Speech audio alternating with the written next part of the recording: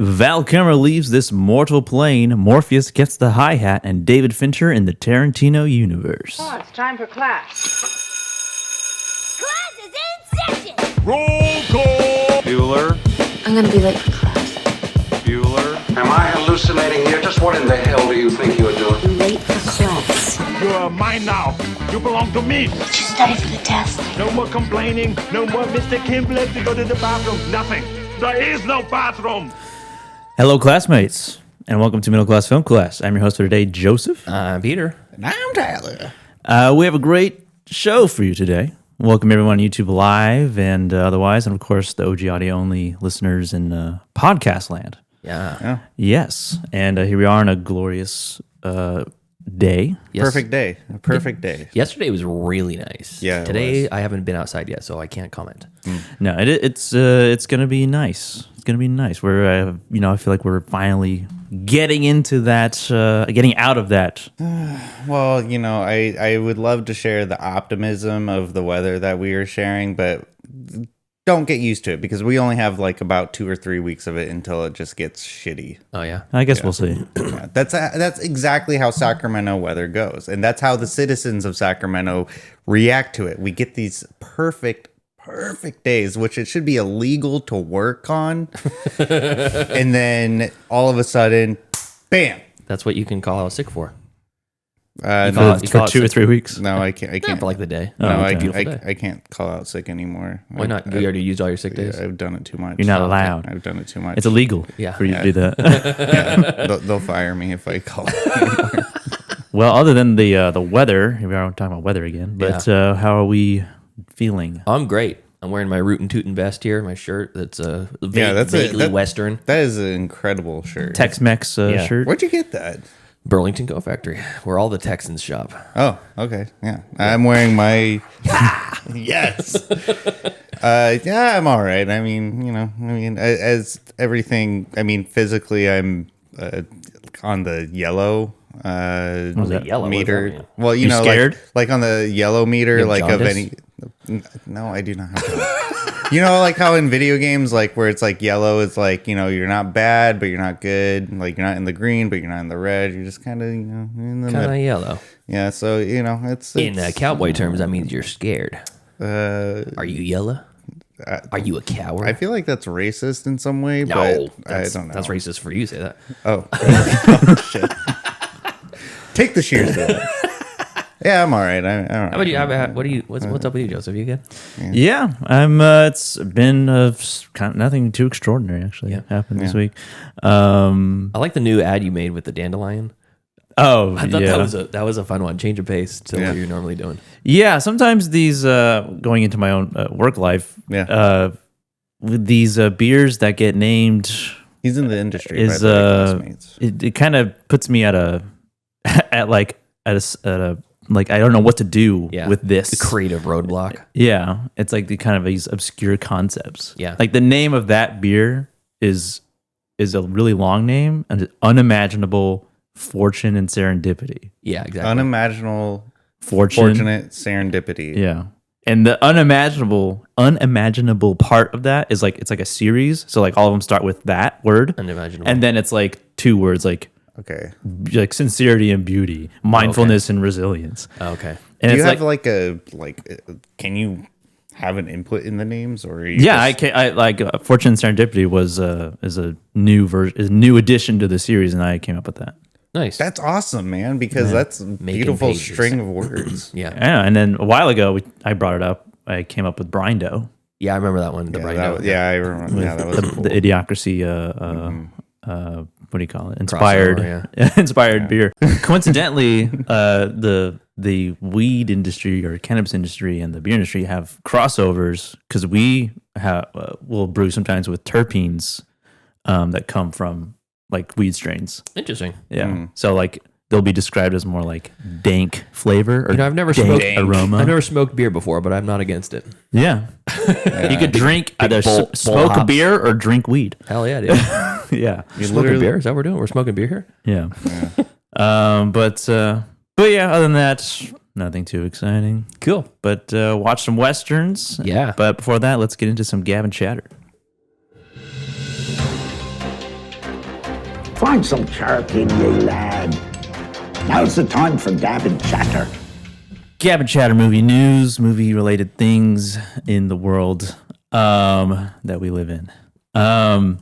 Pete, what do you have to talk about? First off, I would be remiss if I didn't talk about the fact that we are in Western season for us.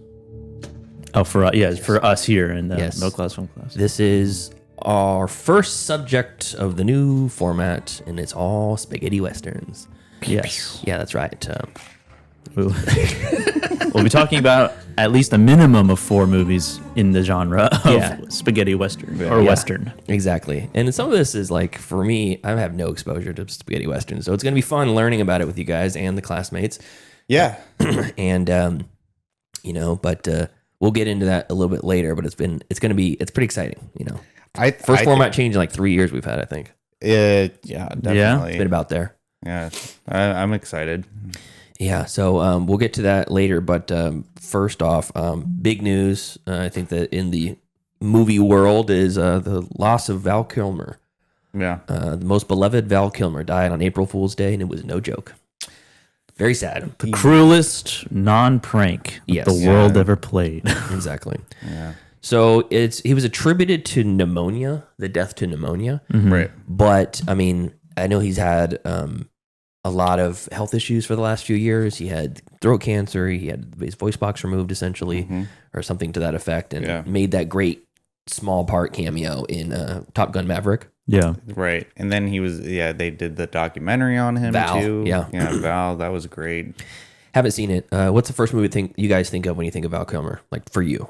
Oh, for myself, Top Gun for sure. Top Gun. Okay. Yeah. Batman. Yeah. Cool. Mine's Tombstone for sure. Yeah. I mean, I would have said Tombstone, but I watched that way later in life. Yeah. Yeah. So. I mean, like I was just thinking like right off the bat, like Top Gun. Yeah, him first playing ice, like he was Real so Genius, good. also a really good movie. Haven't seen that one. It's a better version of Weird Science. Isn't it? He's in both of those, right? I don't think he's in Weird Science. Not? Okay.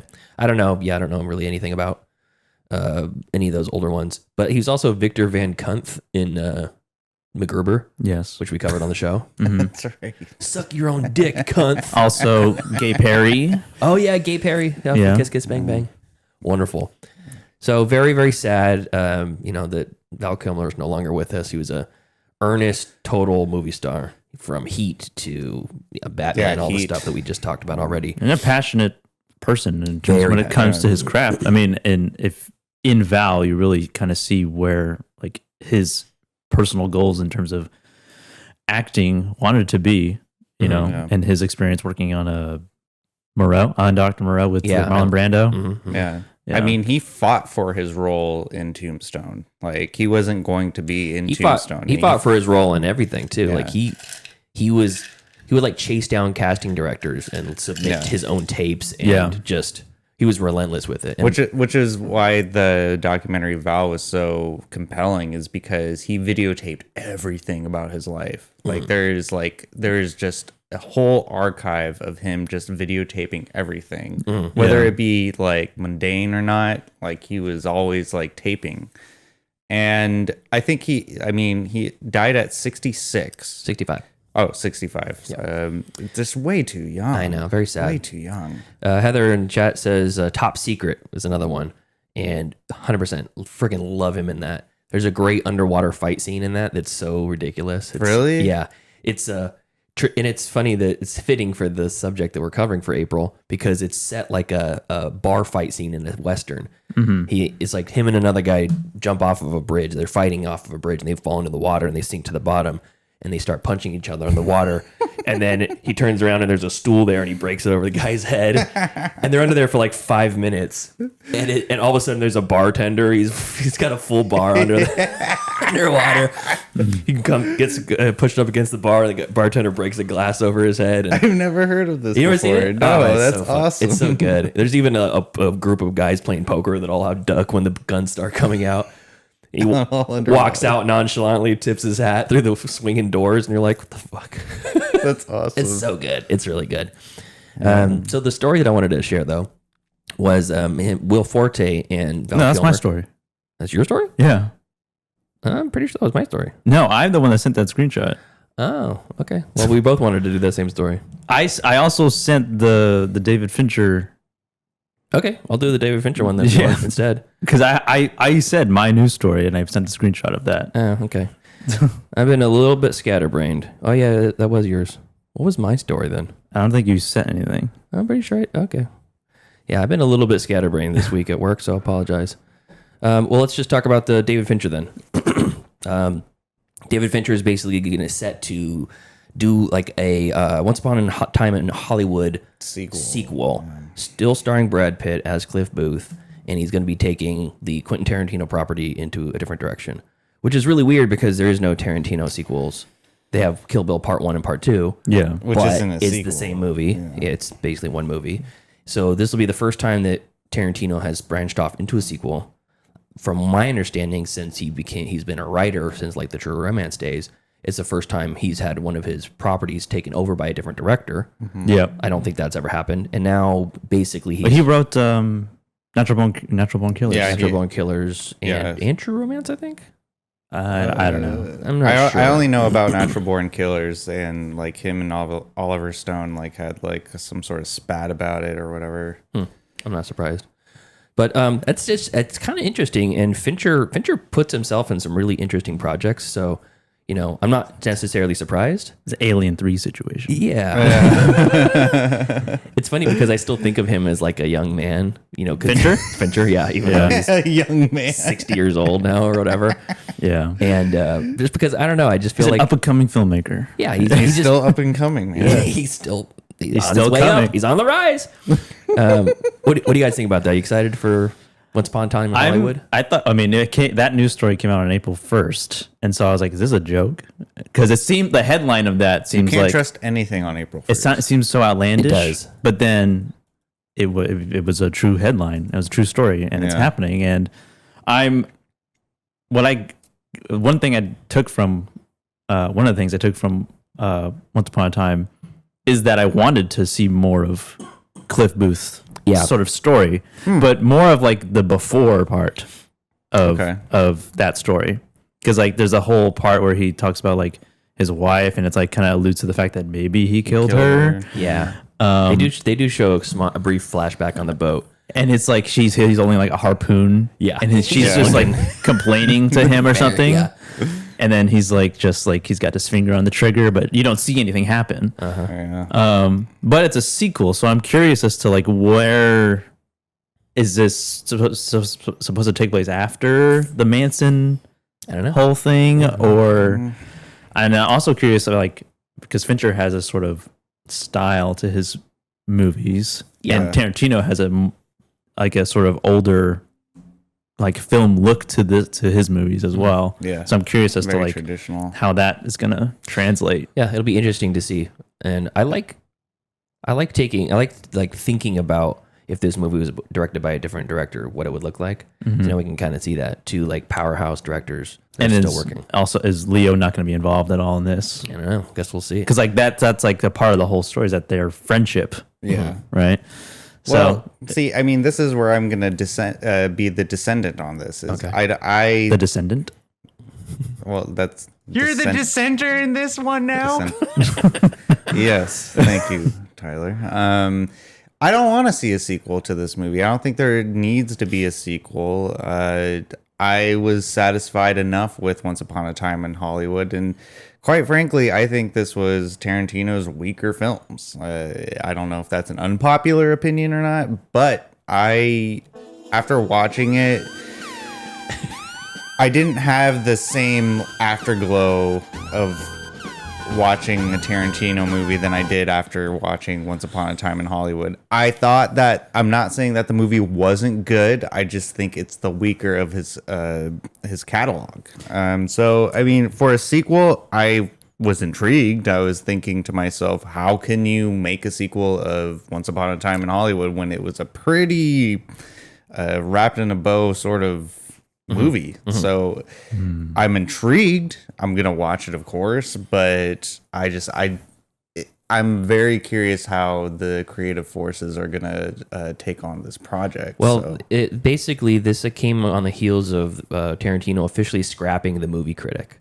That was supposed to be his 10th and final movie. Yeah. Brad Pitt was going to be cast in the lead role, and it was supposed to take place in the 70s and follow a film critic who wrote for a porn magazine. So now that's done. Tarantino said it's over. He's not doing that one anymore. I heard he's doing a play for his final thing. A play? Yeah. Well, if he does a play, then he still has one more movie in him because he made it clear. He's like, maybe I'll move to television after my. What happened to his Star Trek movie? Yeah, it's not gonna happen. Yeah.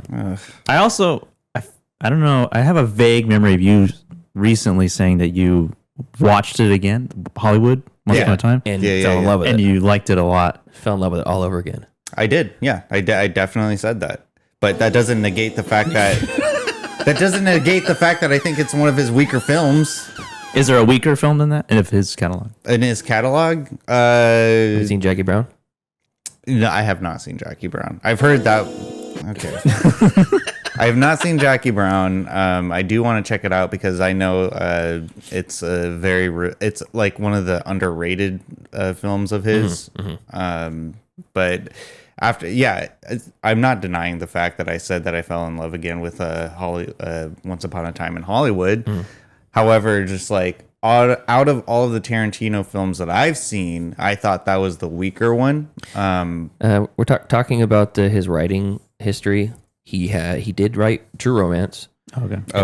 But that was after he already did Reservoir Dogs. So he wrote and directed Reservoir Dogs. He wrote True Romance, wrote and directed Pulp Fiction, and then wrote Natural Born Killers. He also had a segment he wrote from 4 Rooms, and he wrote From Dusk Till Dawn, which Robert Rodriguez directed. Oh, that's the movie I was thinking of because I knew that there was another one. But From Dusk Till Dawn, that's the last one, and that was 96. Didn't he like write for like television too at some point? He's got some other stuff. I think he too. did like some CSI or something. Yeah, he's got a couple. The awesome Grindhouse. But he directed Dusk Till Dawn. Robert Rodriguez. No. Did. Oh, okay. That Yeah. makes sense. Yeah. So I don't know. I think it's interesting, and we'll see what happens. I mean, again, as soon as I saw it, I'm like, no, not getting me. April Fools. But here we are. I am too smart for this. Yes. So, anyways, I relinquish my time. Tyler. All right. This comes from IndieWire.com. Lawrence Fishburne was turned down for reprising his Morpheus role for The Matrix Resurrections. I'm just gonna put I'm gonna put all the cards on the table right now. This title triggered me because there was a lot of ambiguity when The Matrix Resurrections came out. Why isn't Lawrence Fishburne a part of this new Matrix, this new iteration of the Matrix? Because you have Keanu Reeves and then you have Carrie-Anne Moss a part of it, and no Lawrence Fishburne. What in hell? And so he goes on to say, I offered my services to the fourth Matrix. So he offered to work with them, like not like that they were begging him to go, like he wanted to work with them. I offered my services to the fourth Matrix, and they didn't respond well to that. How dare you? And so basically he was talking to, this is kind of like where the story kind of takes a little bit of a little turn in the road. Okay. He was talking to The View about this. Oh, okay. The View. He was on The View. Trusted news source, The View. He was on The View talking about his lack of participation in the new Matrix film. He's like, I need work. I'm going to talk to the View audience. I'm still waiting for Event Horizon 2. Yeah. So hell yeah. That he was turned away from the project. Fishburne did not disclose which team member disagreed with his casting.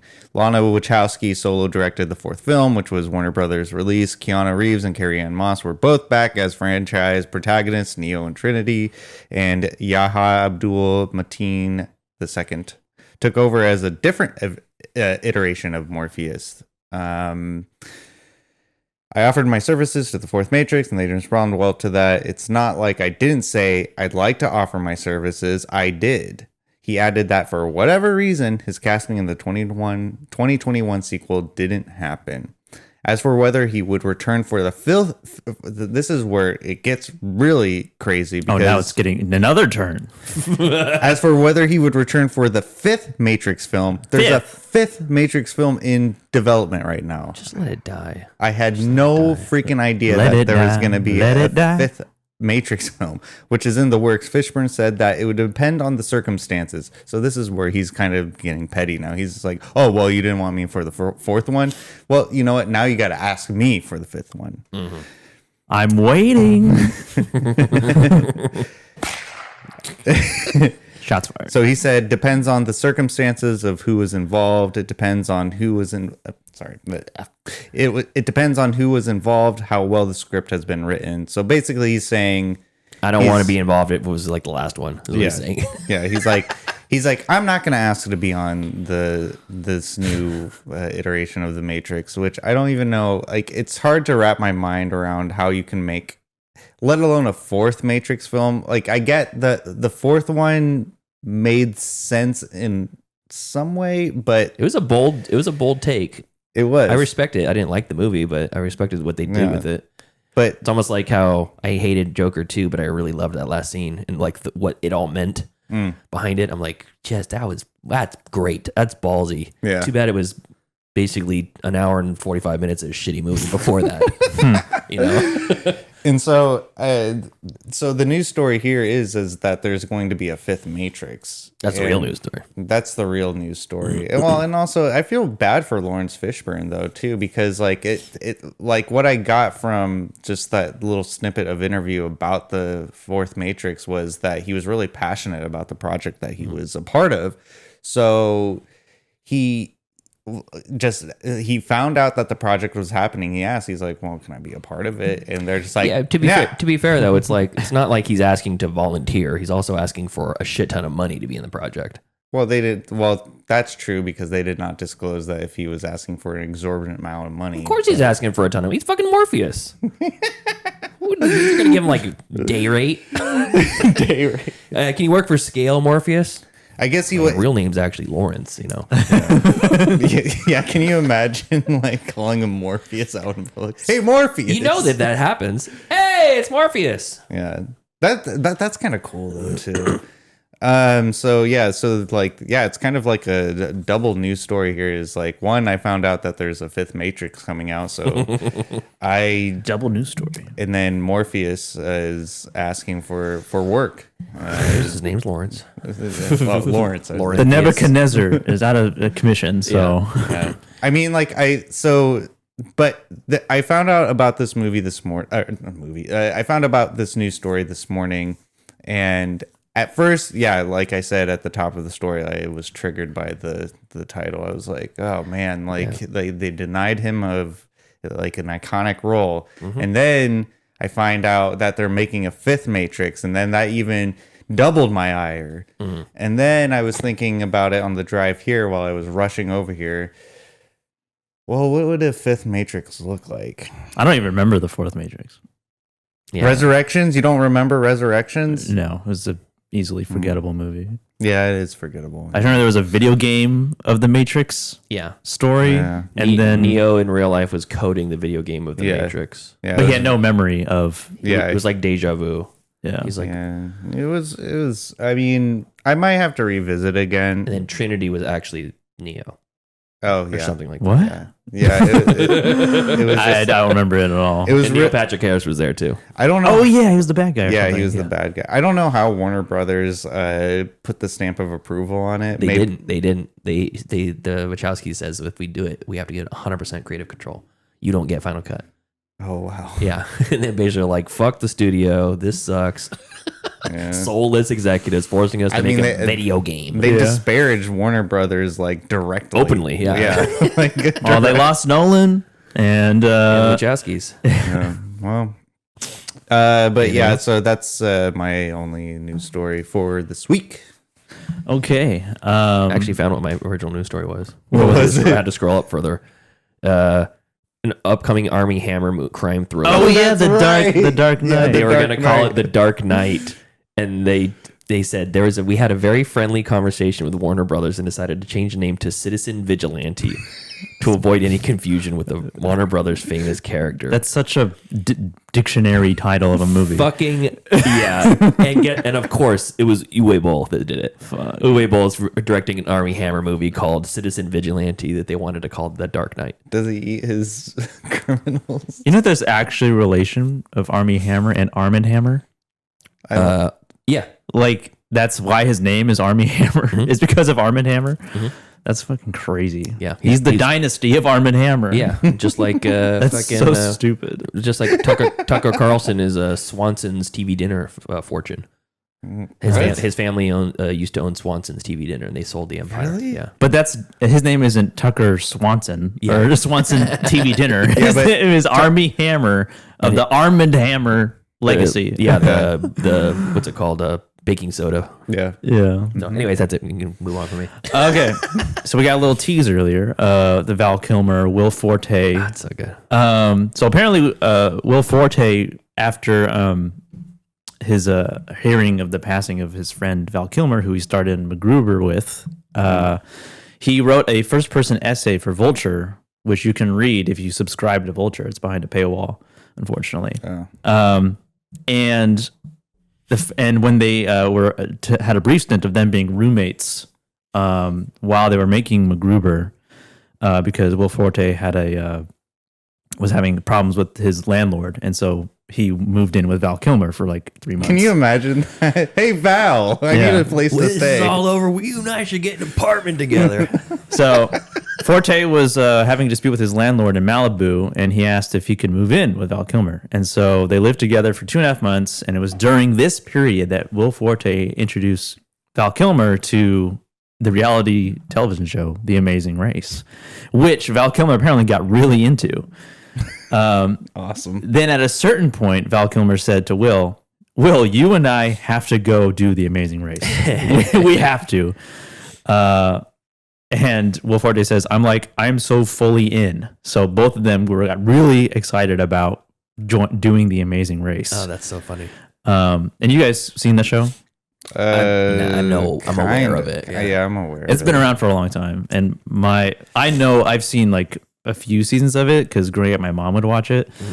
And you're just basically kind of traveling around the world doing various competitions as like contests and going from point A to point B each episode and doing challenges. It's like a Spartan race sort of. No, you're traveling around the world, but they give you it's almost like a scavenger hunt, but you have to complete things instead of find things. Yeah, you have to do tasks and stuff like that. Oh, it's like IRL video game playing. Sort of. It's a game show that just is traveling. Yeah. And so they called each of their agents and managers, and the agents and managers were like, there is no way that you guys are doing that. What? Dickheads. And that is maybe to this day the biggest regret of my whole career that I never did The Amazing Race with Val Kilmer. That's so funny. He says, I think we would have gotten out very quickly, but it just would have been the experience of a lifetime. I wish I had more time to remember the old stories. There are so many memories I'm leaving out. I'm sure we talked about collaborating on other stuff together, but nothing really serious. He was always like, I'm going to do this thing for Francis Ford Coppola or something like that. Somehow we lucked into getting him to do MacGruber, but I didn't know if I was going to get that lucky to get to work with him again. I settled for being his roommate. Jesus Christ. That's so cool. That was so heartfelt. Like at the end, I was lucky to be his roommate. My God. I can't even imagine like being a fly on the wall, like seeing them, just talk about this, that, and the other, like, like spouting out ideas to each other while they're sitting on a couch, like watching TV or something. I would love to see that. And that's a TV show on its own, Val and Will. It's an interesting combination too, like Val Kilmer and Will Forte, because Will Forte is SNL alumni and like one of the more like underrated cast members of that show. Oh yeah, had like some of the funnier skits of that time. The Falconer, exactly, the Falconer. I'm Steve the Mortimer Falconer, or the Falconer Mortimer. And Val Kilmer, who at this point in career, he had already done like Batman, Tombstone, and a bunch of other roles. In some regards, he was a serious actor. And then he does this sort of like ridiculous raunchy comedy, SNL movie, and he like gives it like 100% in his Victor Von Kuntz. Yeah, Victor Von Kuntz. Yeah. He has a line delivery in that movie that I'll never forget because it seems so like antithetical to the character and Val Kilmer in general. Mm-hmm. When he says something about, I can't remember what the line leading up to it is, but he says, oh yeah, well I'm just gonna shoot the rocket off or whatever. He's like, oh, I already disabled it, and Kuntz just says, weak. Oh yeah. he's so pissed. He just says weak, but the way he says it is so funny. Yeah. Are we recording? Yeah. On Audacity. Oh, it stopped. That's what stopped. Remember when it stopped and it's like, the thing is recording or whatever. When did it stop? I don't know. It does that. It does that sometimes. Oh god. Oh well, we're still recording on OBS. So what do I do here? Don't send. Don't worry about it. At this point, it's not going to do anything. Should I say don't send? Yeah, don't send. Yeah, Okay. and just quit Audacity. All right. So you're just gonna use this audio? I'm going to have to. Yes. Sure. I don't know. No. Oh god. No. That's only pre-show. Oh okay. When did it stop? Remember when my phone went and it said, do you want to be a microphone? You want to set it up as a microphone now? Oh, well. That's when it triggered. So can you just open it up a new one and just start rolling on it? Okay. This will be a heavy edited. This will be a lot of extra work, but that's okay. All right. We're recording. Yes. Okay. And that's all I have as far as news stories go. Cool. Val Kilmer, Will Forte could have had an episode or two of them on Amazing Race. John and Ryan are they're trying to get on the Amazing Race. Yeah. They have an Instagram. They're very fit gentlemen. Yeah. They have an Instagram account that's amazing John and Ryan. Yeah. And they're like they want to, I don't know if they're like still actively doing it. They sound like magicians. Yeah. The amazing John and Ryan. Yes, that's right. All right. Well, that's it for Gab Chatter. Let's move on to some stream picks. Movies. Wanna watch a movie? Yes, I do. Disney Plus, HBO Max. If I don't get the pick, show's over. I have grown accustomed to Hulu Plus. Amazon Prime. I like Netflix. You found the Stream picks. Movies that we watched during the week on our respective streaming services that we'll recommend or not recommend to you. Pete. Okay, so this week I only watched 3 movies, and one of them was our featured movie, Good, the Bad, and the Ugly, so we'll talk about that later. And the first one I watched was a very light-lifting, super goofy movie from Adam Sandler that I'd never seen before called Murder Mystery. Oh. Starring Adam Sandler, Jennifer Aniston, Luke Evans, Terrence Stamp, Gemma Arterton, David Walliams. That's a weird name. Walliams, not Williams. Walliams. And a couple other people you might recognize. Basically the plot of this is that Adam Sandler is a police officer in New York City, I believe, either New York or Chicago. I think it's New York. And he's trying to become a detective, and he keeps failing the detective course. And he's very capable, but he's just bad at taking tests, is what they say. Okay. So he keeps failing. Jennifer Aniston plays his wife. They're on their 15-year anniversary or something like that. And she is basically upset because he promised to take her to Italy when they first got married. And it's been 15 years, and he keeps putting it off, and now he's forgotten about it, and she has not. So they decide through circumstances that they're going to go to Italy for their anniversary. And on the way there, she meets in first class, the character played by Luke Evans, whose name is Charles Cavendish. And he is the nephew of the billionaire, whatever his name is. Cavendish, yeah. Cavendish, okay. And she finds out that he's basically loaded, and his uncle's loaded, and he's by circumstance he's loaded, and he invites them to come go to Italy. Hey, you want to be my guest? I'll come to Italy with me. You can stay on Lake Como with me or whatever. And they go and do that, and then they are basically in the room when a murder happens, and the old man changes his will to cut everybody in the family out of the will and give it to his new young bride. And then the lights go out, and then Cavendish Sr. is murdered. And sounds like Knives Out.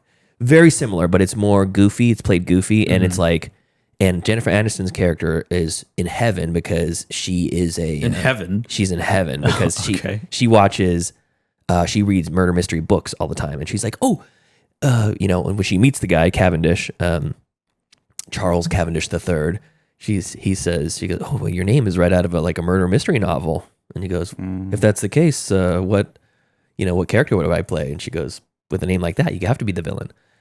And then they get swept off to Italy, and they're in the middle of this murder mystery, and then they become the suspects because they're like the police, Italian, French police, whatever country it is that there's under jurisdiction is like, you are the only random people in this room, and this billionaire is murdered. Everybody else stands to gain money except for you or whatever. I think that you got paid off by somebody to be here. Blah blah blah blah blah. So they're in the crosshairs. And Adam Sandler has been lying to his wife that he's a detective because he keeps failing. Oh. And so there's a whole subplot with that too. And for most of this movie, I was like, okay, it's kind of lame. But there was some really good kind of little gems, some sparks of gold in there. Yeah. Their relationship feels very natural. Adam Sandler and Jennifer Aniston. They just seem like a married couple that's been together for a long time. So they got a lot of in-jokes. They got a lot of good chemistry and stuff. And he's not a particularly likable character in this. He's kind of a schmuck and not in the traditional Adam Sandler way. Like the only redeeming quality that he seems to have, because he doesn't particularly seem to care about his wife. He thinks about her last in every situation. But about the only redeeming, quality that he has for the most part is that he actually is a pretty good detective. So he helps solve the mystery and figure out who it is and blah, blah, blah. Mm-hmm. And like I said, this is very, very light lifting, and it's probably like a 3-star banger, Okay. So you expect kind of this kind of movie, kind of what you would expect, but a good, polished version of it. And this is truly the trope of Sandler vacation movies. Him and all his friends going on vacation because now they're in the most beautiful areas you can imagine, and there's a Ferrari Testarossa chase scene through the streets of Italy, and it's really cool looking. There's a lot of interesting, fun stuff there. And it's it's fun. It's a fun movie. So you can watch that on, let's see where it's streaming. Netflix. It's streaming on Netflix. Sweet. Easily accessible. 2019 murder mystery. And then my only other streaming pick is a Western that is not a spaghetti Western. American Western. It's an American Western, yeah. So I don't know anything about any Westerns. So I'm thinking John Wayne. He's in spaghetti Westerns. John Wayne. No, he's not. He's in American Westerns. Yeah, he detests the Italians. So and every minority. So this is from 1956, directed by the classic American director John Ford, starring John Wayne himself, The Searchers. This is a Civil War veteran who is fighting for the South, spends his years searching for his young niece captured by Indians. His motivation becomes increasingly questionable as the time goes on. He's a piece of shit, this character. He's a piece of shit. Yeah. Do they try to portray him as not a piece of shit? He's morally ambiguous. Okay. It's like he's the default hero, yet he, at one point, he says he's going to kill the niece when he finds her because she's been taken by Indians and she's more Comanche than she is white. Now. At one point, he's like, I don't know, man, that 15-year-old's pretty hot. Yeah.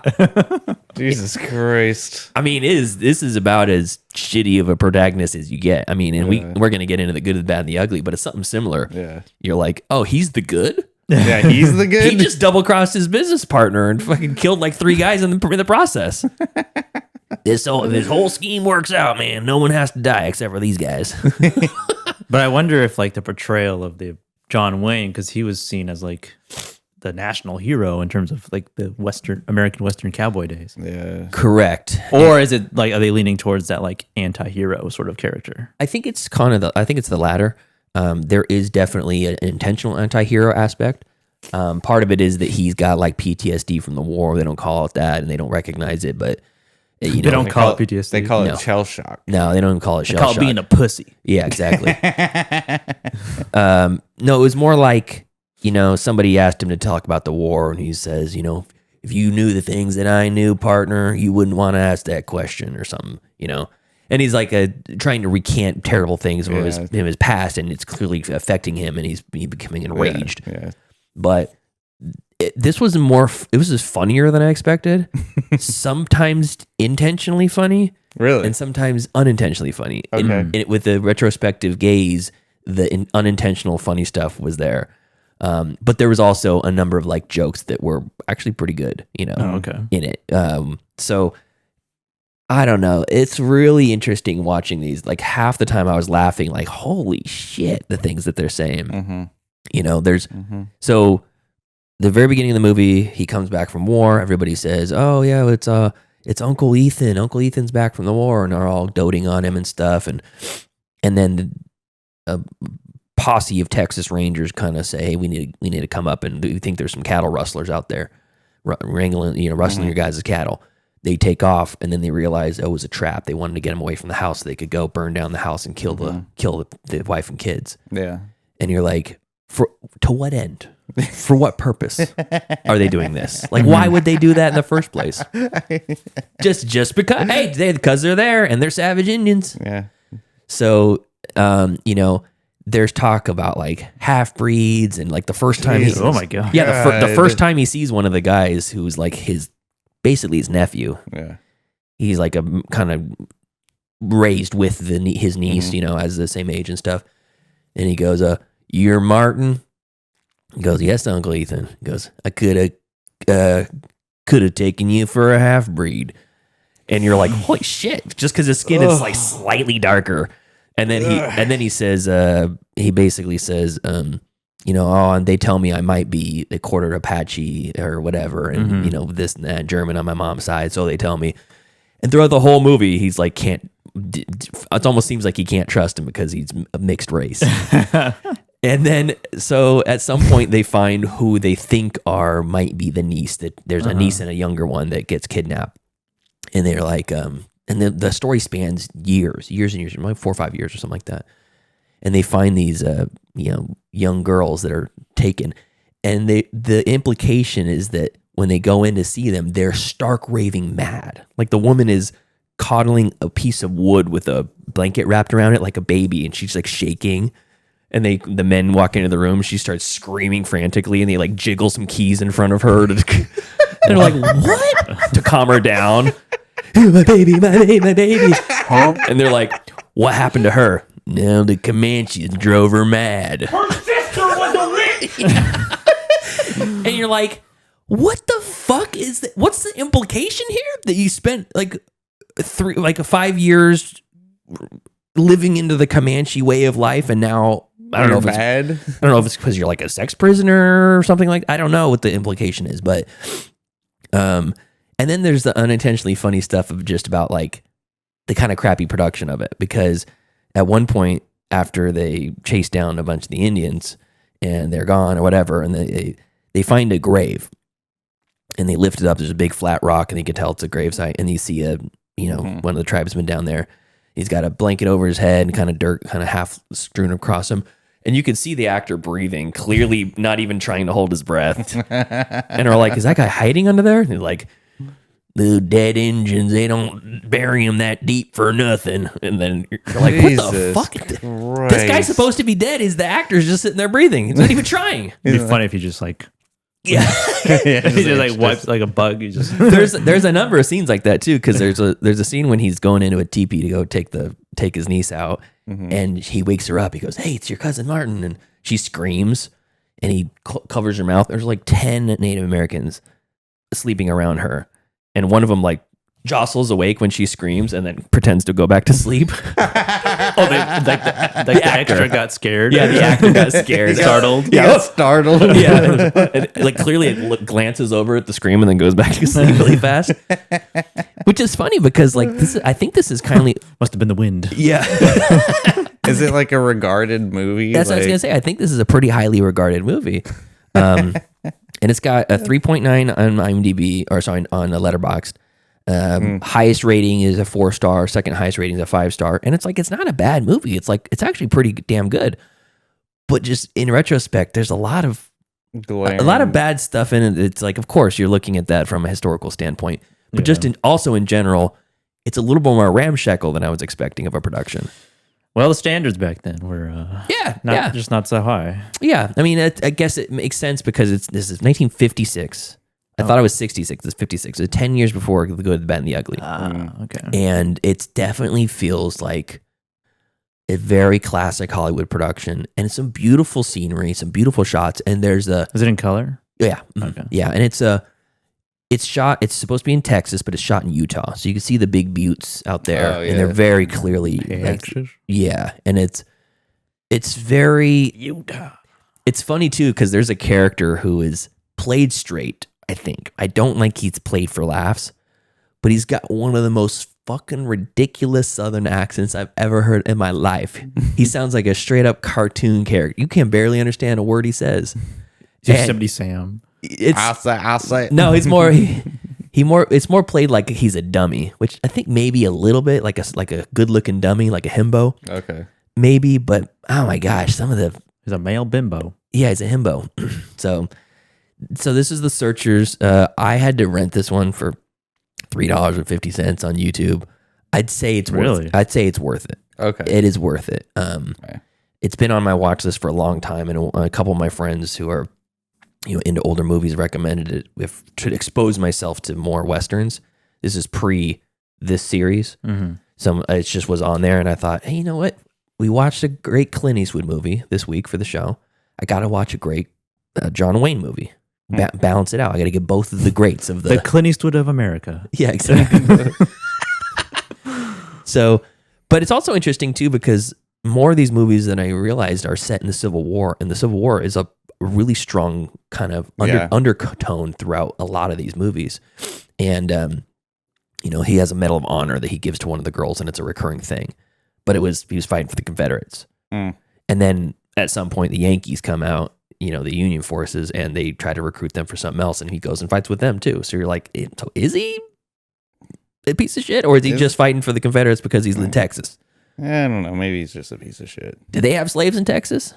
That's a great question. In my mind, I'm thinking it's like Mississippi, Arkansas, Kansas, Alabama, Missouri, Louisiana, Missouri. Yeah, but when you get to Texas, it's like, well, we can't afford them, so. I mean, we would if we could, you know what I'm saying? But it's Texas.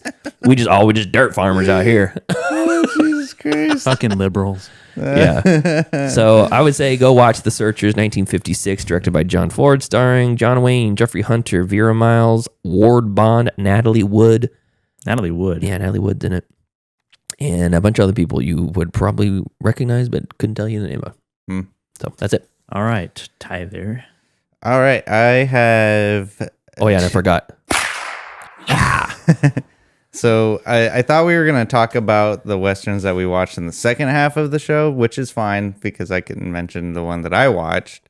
Hour of Death from 1964. This movie, I don't know anything about it.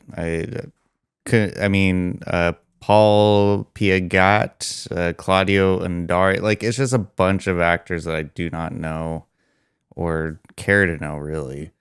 Why'd you pick this one? I don't even care that I watched this movie. Yeah. I don't even know I'm fucking here. So the reason why I picked this movie is because the name sounded cool. It does sound cool. It says Hour of Death, and I was like, that sounds badass. Directed by Joaquin Luis Romero Merchant. Mm-hmm. And so this movie is about this woman who fakes a pregnancy or fakes an illness and says that she's pregnant. So they have to go and traverse to a town through a treacherous territory of Indians. The Apaches. Yeah, I don't know why I forgot that name. And then her previous husband, who was jailed for murder, is released from prison and then joins the farmer and his former spouse to get money from the farmer. Like, it's a pretty convoluted plot. It's not very well acted, and it's a very racist. Very, very racist. That's the one like constant I think we're gonna see with all these. Yeah. The one thing I was thinking about was I almost cursed you, Joseph, because I was like fighting my attention. I was like, oh my God, I'm watching because because the constant of the Westerns is that they're so freaking boring. It's so boring. Like there was no excitement. Like I didn't tell you to watch that movie. But the genre of movie you told me to watch, and so I this is streaming on YouTube, like literally for free. Like you can watch it. It's only an hour and a half long. I thought there was a good story there, but I feel like it was just executed just in a way where they didn't realize the potential of the idea of like this person faking their own illness to get money from the rich farmer that she married so that her man can take out the farmer. And then there's a bunch of other people that are involved knowing that there's this scheme going along. Like it's basically like everyone knows what's going on, but they're like waiting to show their hand essentially. It's in black and white, so like it's not in color, so you can't really see like the good like desert scenery. Yeah, I mean it's okay. I don't know. How did you even find this? Are you recommending this or not recommending this? I mean I watched it. What can I say? Well, no, I mean I would recommend it for the story. Like I think the story is compelling enough to make it through the whole movie. The reason why I found this movie though is because I just literally Google searched spaghetti westerns, and that first link and the title of the Hour of Death is what drew you in. So there's a YouTube playlist that you can search up that has all free spaghetti westerns that you can look up, and yeah, I was just scrolling through like the playlist, and then I saw Hour of Death, and I was like, well, that's a pretty badass name. Let's see it.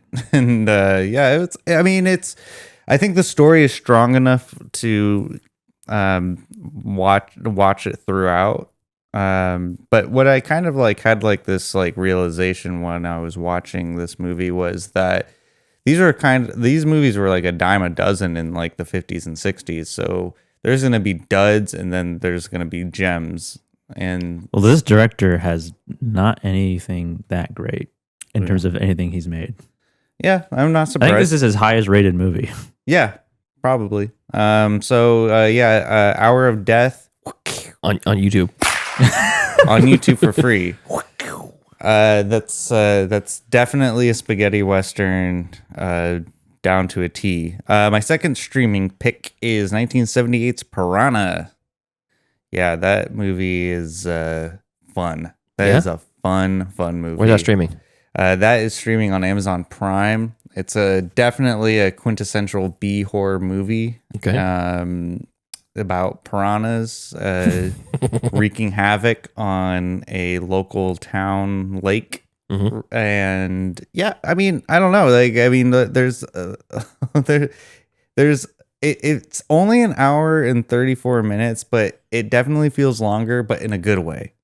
Directed by Joe Dante. I don't know who that is. I'm not gonna even go through like. You don't know who Joe Dante is? No, I don't. Okay, I don't. And I don't care to know. Yeah, and don't even try to educate me in this classroom. He directed Gremlins.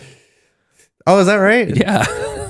I love Gremlins. I didn't. No, you don't. And I don't care that I love Gremlins. I like the movie. I just don't know who directed it. I don't know who was involved. But yeah, Piranha, very, very fun movie. It was a really fun movie to watch, like right after like I got home and got off of work and just rested my shoulders like, all right, let's put on Piranha.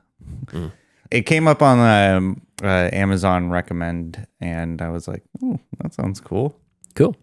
And my second, or I guess third streaming pick is, and you guys are going to like this one. Can't wait. Because I've been putting it away. I've been putting it off for a long time, but then I said enough is enough. I'm going to sit down and watch it. Sleepaway Camp. Oh, you finally watched it? Good for you. Yeah. I loved it. I was gonna say I knew you'd love it. I love that movie so freaking much. It was so good. Like it was creepy. The pacing was just really well done, and then of course the twist at the end like delighted me to no end. I thought that I was on the edge of my seat because I was trying to figure out. It was like I was trying to figure out like what the mystery was. Like I was like who's killing these campers, and I couldn't figure it out. Really, you didn't know the ending? No, it took me completely by surprise, and it made sense to me. I felt like kind of like a dumbass after the movie ended. I was like, I should have known, Jesus Christ. But I mean, it kind of tracks with the kind of intelligence that I have as a person. But I was watching it when I watched it. I was like, I could not have predicted that ending. No, I didn't. I only knew because I knew that scene, the shot at the last end, the last shot of the ending. Yeah, a horrifying, friggin' Sarah Silverman looking mask that they got on her. Just the slow, just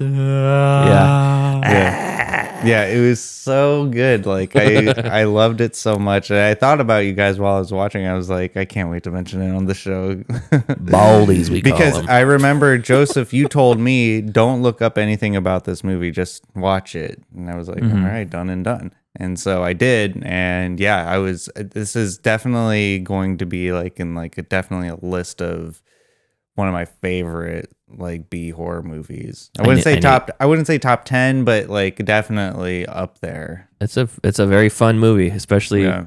It's also very funny. Yeah, it is funny. Eat shit and live.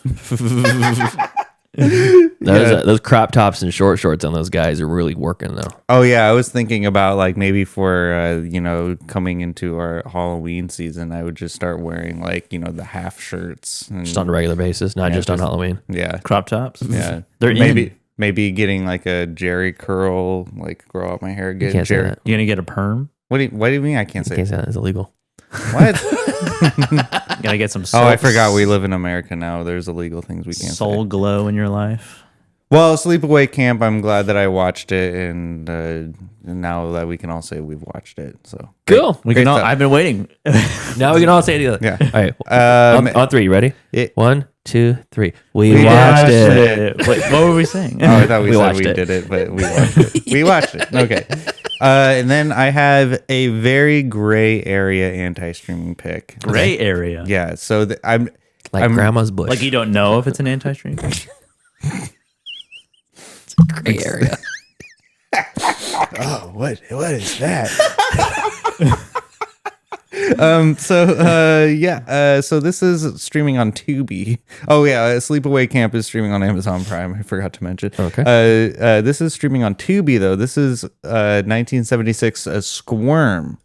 Now, Squirm. Yeah, this is also in the B horror movie genre, and so I say it's a gray area of a streaming pick and anti-streaming pick because it's kind of so bad it's good, but it's also really boring. It's about leeches, right? Worms. Is it worm? Are you sure it's worms? Worms. Yeah. Well, they show pictures of, or they show like clips of leeches like doing their little like thing. Could have sworn it was a leeches movie. Well, but they call them worms. So okay. For the sake of the conversation, it's worms.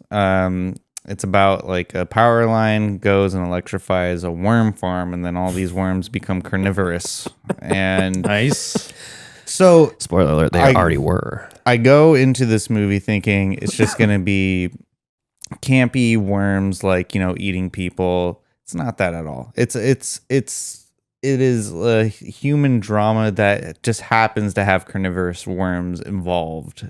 And not until only like the last 20 minutes where you get worm action. And so but the thing is, it's funny because of how bad it is. Okay. But it also, there is a lot of lulls in the movie, and it's again, this one is only an hour and a half, but it feels longer, and it definitely drags on. However, I did have I wasn't upset that I like had watched the movie. Like I was like, oh yeah, there were some fun parts. But at the same time, if you're not into like that kind of genre of like B horror movies, and you just go into it thinking, oh, this is just going to be a funny, campy like horror movie about worms eating people, don't check this out because you are not going to be satisfied. But if you like bad acting and bad direction, but as some sort of like fun like idea, then you'll like it. But that's streaming on Tubi, so like if you're all into the B horror movie genre, definitely this probably would be a fun movie to check out. But if you're not, then I can't say that you should check that out. Tyler, do you have Shudder? I do not. No, I do not. Do you have Philo? I don't even know. Do I have Philo? What is Philo. Or do you have Cult Picks? that? That's actually a disease. Oh. I was going to recommend you a creature feature B horror that you would really love too, but it's, what would that it's only be? on Shudder. It's called The Deadly Spawn. The Deadly Spawn. Yeah, 1983. Very good. Okay.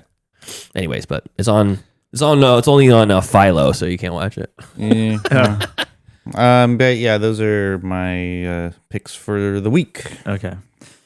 Well, I didn't watch any westerns other than the one we're going to review. This was your genre. But I do have a few streaming picks, and they're all pretty good. They're all like pretty good to very good. Nice. The first one, it's a documentary. It's on Netflix. Came out this year. It's called The Twister, Caught in the Storm. And if you want to watch like a real life scary, like real life tornado that happened in Joplin, Missouri in 2011, and with like footage of it. It was like a EF5, I think. Really? That ripped through this really small town. Finger of God. In Missouri. And you have different different people who were in different parts of the town and had different experiences. Oh, that's interesting. Going through it. And there's one where they were driving, like they were out miles from the storm and they were recording on their phone and they just never stopped recording, like by accident. So and there's a point in it where you just sort of hear the twister, and like eventually they get caught in it. Ooh. Damn. And they're just like holding on for their dear life. They don't die, do they? There's nothing that other than like this town being demolished. There's none of the people involved in the documentary didn't say that they had anybody in their life die, but 160 people I think died in the disaster. Jesus Christ, that's a pretty high death count. I believe so. And it's a scary watch. There was an aspect of it that I didn't even think about when it comes to like I guess it's tornadoes specifically, or even maybe like a hurricane or typhoons, is that the tornado essentially like unearthed a fungal bacteria, a flesh-eating fungal bacteria. Whoa. What? And one of the people, it's The Last of Us. One of the people involved in it, he was in a car with three other people, and the car was lifted up in the tornado. He was sucked out of the car. Wow. I'm sorry. He survived, by the way. I hate to bum you out. Sorry, Tyler. It doesn't bum me out. A human being was survived that, much to your chagrin. And he was infected with this virus, or this bacteria. And other than being like physically like maimed by the tornado, like just being like thrashed around, he had like this virus inside of him that was eating his flesh. Jesus, gross. And they had to cut parts of his body out to remove the fungus. Jesus. And they show his post self. He has like this massive scar, like big chunk of his torso missing and his arm and stuff. And I mean, he's survived and he's alive now. Good. But it was something I didn't even think about. Like the things, would you? The things that are underneath the earth, that have been there for centuries and eons, that are like just hibernating, waiting to kill us. Yeah, like with the glaciers melting and like there's stuff in there, things coming out. Yeah. yeah, Oh, it was so it, fucked. it was scary. It was a scary watch, and it was a tragic event, but it was a really well put together documentary. Cool. So that's Twister Cotton Storm streaming on Netflix. How long is it? Is it like a regular feature length? It's like an hour and a half. Okay, cool. It's not It's not like 3-part series or anything. No, Okay. it's 89 minutes. Yeah, so That sounds scary. yeah. And my next one, also a documentary, streaming on Mubi. Nice. Grand Theft Hamlet. Oh, Grand Theft Hamlet Yeah. is entirely takes place inside GTA 5 online. That's awesome. That's so cool. And it's about these two out of work actors during the pandemic who have only are doing this, essentially. And in the game or in the documentary, they're like in the beginning of it, they essentially stumble upon like a theater location on the map of Los Santos in GTA. Mm-hmm. And as they're like running away from the cops, as you do in that game, and they're like, "Oh, you could like do something here," and they're from the UK. Okay. So like they're just hanging out online, and then they find this stage, and then you could do like a little production or something. And like at first, it's just like just them two having fun, and then them two do a part of Hamlet, the play, just to themselves, and then it sort of snowballs into like this bigger production. Like, what if we do this? What if we actually have like a production? What if we hold like auditions?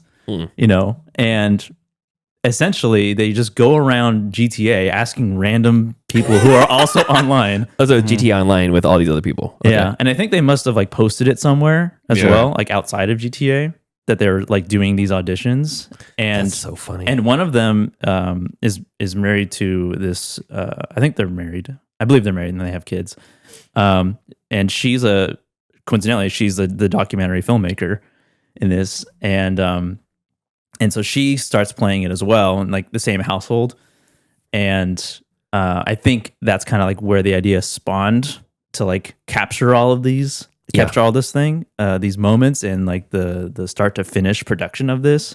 And the making of the play and doing the auditions is the story of this.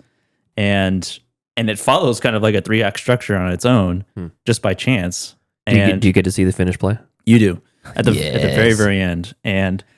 But before that, there's even like some emotional like moments or a climactic like the two dudes come at an impasse because essentially it takes over their like personal lives. Oh, sure. And then they have to deal with like the actors that they like they hire. Like I think they cast one person to play Hamlet, and then at late stage of the like rehearsals, in real life he gets a job. Oh, that's so funny. And this is like because the pandemic is like it goes through like the pandemic's kind of coming, like it's like things are relaxing now, and like things are starting to open up again. Yeah. And so everybody's not just stuck inside anymore. Yeah. And they have to deal with that. At one point they talk about like, should we even do this still? Like, and there's another one of the one of the two. He is going through something because there's a part in it where he says he had come back from his a funeral for his dad's sister, and it was the last his last living blood relative. Oh my God. Wow. And he's not in a relationship, he has no kids or anything, so he's like, this is the only thing that he has, and there's sort of like an emotional like argument that happens between them, and he's like, I have nothing else. This is all I have is this GTA production of Hamlet. It's so sad. And I'm not like, there's no work. Like theaters aren't calling me. And the other guy, like, you have a wife and kids. Like you have a life outside of this. Mm-hmm. I don't. And it's sad. It gets sad at one point. I'm sure. But it's sounds a very interesting documentary. It's really interesting. It is a really like interesting documentary because it all takes place within GTA. Like there's the only part that you see that's outside of the game is them winning an award for that production of Hamlet. Oh my god. Oh, that's so funny. And that's like during the credit scene. That is awesome. But yeah, if you have Mubi, the 12 of you that have Mubi, Me and 11 other people. yeah, me, you, Oh yeah, and the other 10 people. other people. I would recommend this. It's really well put togeter. Movie's great. It's got a lot of stuff. I need to watch more on there. Yeah, they have an interesting They selection. got Barry Keoghan movie that's supposed to be really good. Can't remember the name of it though. Bring Them Down, Something like that. I Yeah. believe. But yeah, Grand Theft Hamlet streaming on Mubi. Cool. And then the best thing, 5 out of 5 movie that I watched this week. Ooh, cool. Dropped on Max recently. The Sing Sing. Oh yes. Coleman Domingo Something like starring alongside real former. I don't know if they're former prisoners, but they were playing essentially themselves in this story because it's based on a true event. Yeah. And Coleman Domingo plays plays an actual guy, and the actual guy is a producer, and has a cameo in the movie. So this movie, how I would describe it, is essentially like Shawshank mixed with like Last Black Man in San Francisco. Okay, that's cool. And because I get the feeling like there's the whole movie, I'm like sort of like smiling the whole time. Is it a positive movie? It's because it's essentially centers around the rehabilitation through the arts, which is a program in prison in which they put on plays. Like prisoners can join this program, and then they're involved in like theater. Essentially, Coleman Domingo plays John Whitfield. Also, he goes by Divine G in the story, or in real life and in this movie. And he is an actor and a prisoner who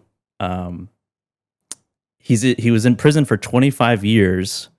And there's a part in the story in which like he is like trying to like prove to the parole board or to that he didn't do the crime that he is in jail for, which was homicide. Damn. And that's why I like kind of draw like the Shawshank part of it. Yeah. But that's not like the main plot of the movie. It's a tale of two friends. The more of the story is this other guy named Clarence Macklin, also known as Divine Eye. He joins the program, and he's kind of like rough around the edges. Like you would think that he would be like someone like him would be like embarrassed to do like theater. Yeah. Like putting himself out there. Sure. Yeah. And there's a little bit of that in the beginning. Like he kind of has like a tough exterior, and he's like, you would think that there would be like some like confrontation, some problems. Like you guys are doing like this like fancy shit. Yeah. You know? Yeah. Like that's not like his personality. But there's like strong character arcs with him, and there's some really like heartfelt moments. There's a part in the movie where they're doing auditions for this crazy mashup play of that was actually happened in real life, called Breaking the Mummy's Code, which was a mashup that included Egyptian royalty, Roman gladiators, cowboys, Hamlet. Sounds like a Tommy Wiseau production. Yeah, it was just like a genre bending thing. Let's put pharaohs in there too. And the remember in Sound of Metal, the guy who ran that sort of rehab, he plays the sort of director. Ooh, I liked him. Yeah, he was really good. He plays the director Impactful. of this group. And while they're doing that, every time they meet, it's also like a therapy session for all of these inmates. And it's a really, really good movie. It's on Max. I've heard nothing but glowing praise. It's really good. It was like, it's like you're smiling the whole time, and at one point it's like you're on the cusp of like tears, and at the end it's just like it's just so, it's a wonderful, like a delightful movie. Nice. Want to watch that. And yeah, I loved it. And it was directed by this guy named Greg Quedar. I've never even heard of him. I think he was mainly a producer before this, and because he hadn't done anything that I hadn't heard of before. This movie pretty much universally praised. Almost everybody on my watch list. Bruce gave it 5 stars. Joe Bridges gave it 4 stars. Jason from Bench Movies gave it 5 stars. Mitch, 4 stars. Yeah. And at the end, you see there's some like real footage of like the actual play of like the actual inmates doing the play. And other than Coleman Domingo and the director and I think one other person, the rest is they played, the inmates essentially played themselves from when the story takes place. That's cool. I really like that. Yeah, I can't wait to watch it. It's really good. I just keep putting it off. There's like a constant. The pace of it is wonderful. You know how like in Oppenheimer, how it's like it just kind of goes from scene continuous. It's like you're floating through this movie and floating through the story. No downtime. And there's like this sort of underscore that's like really. It reminded me of Last Black Man a lot in terms of that. Cool. And the vibe I got out of it. But it's filmed really well. And it just looks fantastic, and it just... What part does Jonathan Majors play in that? He's just a prisoner. Oh, okay. He's just a prisoner. For domestic violence. Yeah, exactly. Oh, no. Cool, awesome. But yeah, really, really good. Streaming on Max. Okay. Anything else you guys wanted to say before we go into our closing? Yeehaw mode. Yeah, exactly. Yeehaw mode, yeah. Till we get into the... What is that? Where's my drop here? Time for some spaghetti. No, I don't have anything. You go then? Yep. Okay, so thank you to our cool ass yard duties over on Patreon. That's Javier, Heather, Michael, Steven, and Chris. If you want to support us on the Patreon, you can do so. Patreon.com/middleclassfilmclass, or you can just watch us on the YouTube. That is its own way too. Share with your friends, people who like long form podcasts, conversational sort of stuff, like to laugh, like movies. That's kind of our target demographic. Yeah. Until next time. Thank you for joining us as we gab and chatter. Follow us later on in the week as we watch, review The Good, the Bad, and the Ugly. As a kickoff to our Spaghetti Western April. Follow us on Facebook, facebook.com/MCFC podcast, and send us an email, mcfcpodcast@gmail.com. And follow us on Instagram at Middle Class Film Class.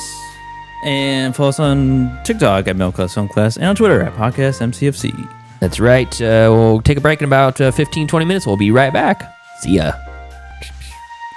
See ya. I don't even care that I watched this movie. Class dismissed. I gotta get out of here. The bell doesn't dismiss you. I dismiss you. You're free to go. See you next week. See you later. See you later.